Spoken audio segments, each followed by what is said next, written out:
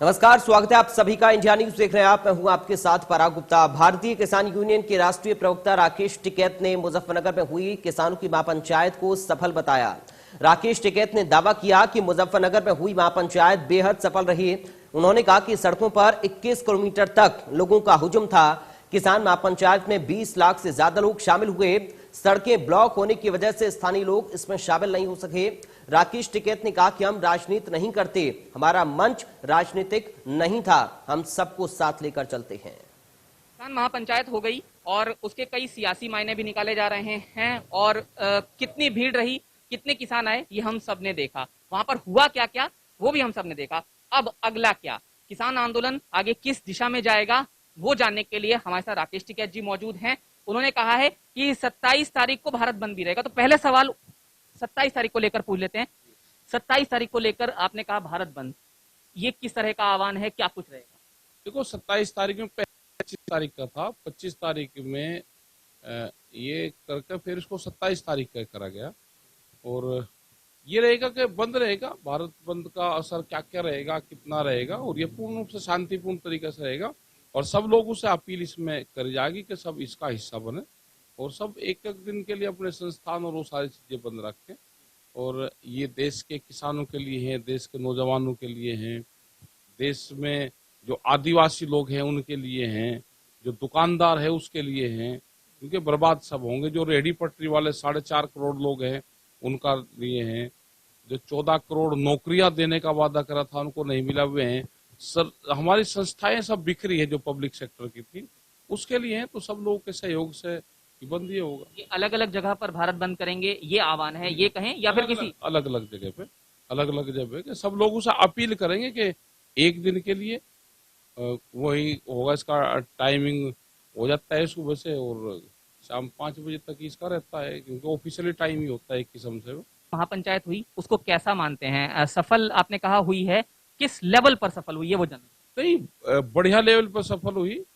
और उसको ये मानते हैं कि मैदान के हिसाब से वो जगह, और इस पश्चिम उत्तर प्रदेश में उस तरह की जगह नहीं है कहीं, क्योंकि यहाँ पे गन्ने की बेल्ट है। और इस टाइम पे जब मीटिंग हुई तो गन्ना खेतों में था, तो अगर फील्ड में कहीं करते तो गन्ने का बहुत बड़ा नुकसान होता। अगर यही पंचायत अक्टूबर के बाद में नवंबर के आसपास होती तो बहुत मैदान हमको मिल सकता था। तो बहुत भीड़ वो एक जगह आ सकती थी।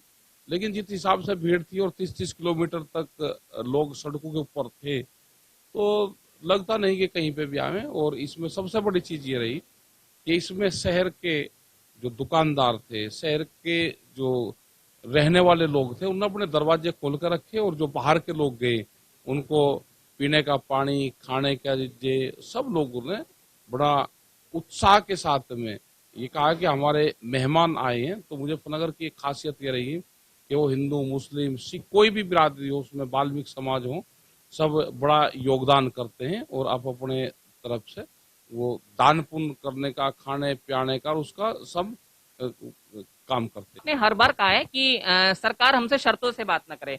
अब ये सरकार का ही बयान माने बीजेपी का बयान है संजीव बालियान का कि आप शर्तों के साथ बात न करें। नहीं, हम कहाँ शर्तों के साथ बात कर रहे हैं।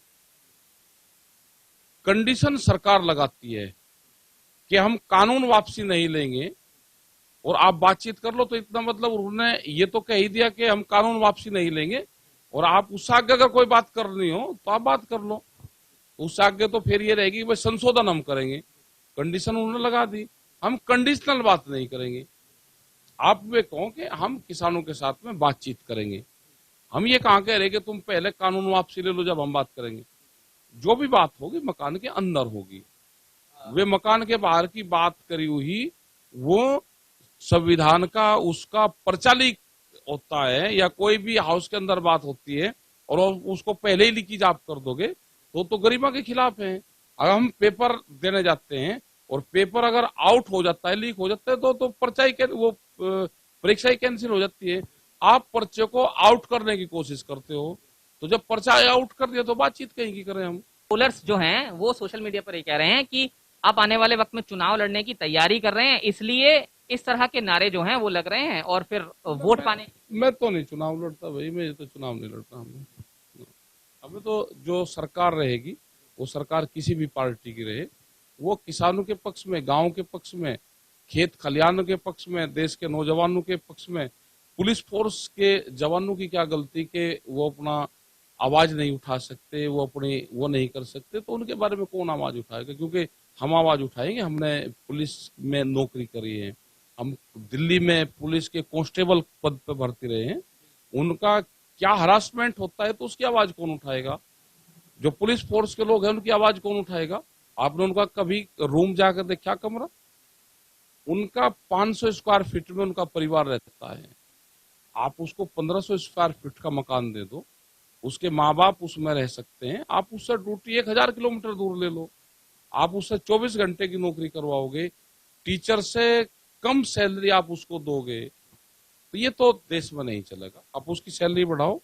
उसमें जो क्रिटिकल मिस्टेक हुई है, भाई किसी भी हम कोई भी चीज खरीदते हैं उस पर लिखा रहता है कि भूल चूक लेनी देनी। अगर जब उनकी तनख्वाहें लगी, उनकी तनख्वाह में कुछ गलतियां होगी, क्लर्क ऑफिस से मिसप्रिंट हो गया, तो उसको सुधार कर लो। अब आप उसको सुधार करोगे नहीं, और उनकी सैलरी के करीब आप 4-5 हजार रुपये अगर उनकी उसमें जुड़ जाएंगे तो करीब करीब उनकी 60,000 रुपये से ऊपर सैलरी बैठेगी। आज उनको 30 और 35 हजार रुपये है उनकी, तो उनके हर महीने 20,000 से ज्यादा उनको नुकसान हो रहा है। आप उनको दे दो उनको। ये कहना कोई गलत है क्या?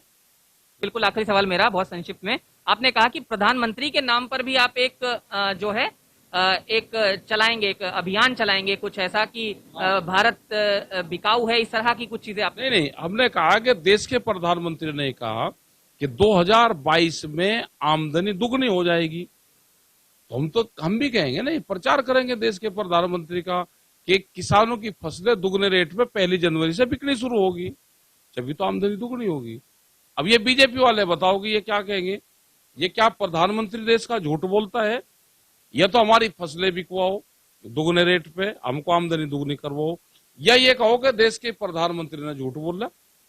यही बताए ना, अब जवाब इनको देना है। हम तो प्रचार करेंगे प्रधानमंत्री का।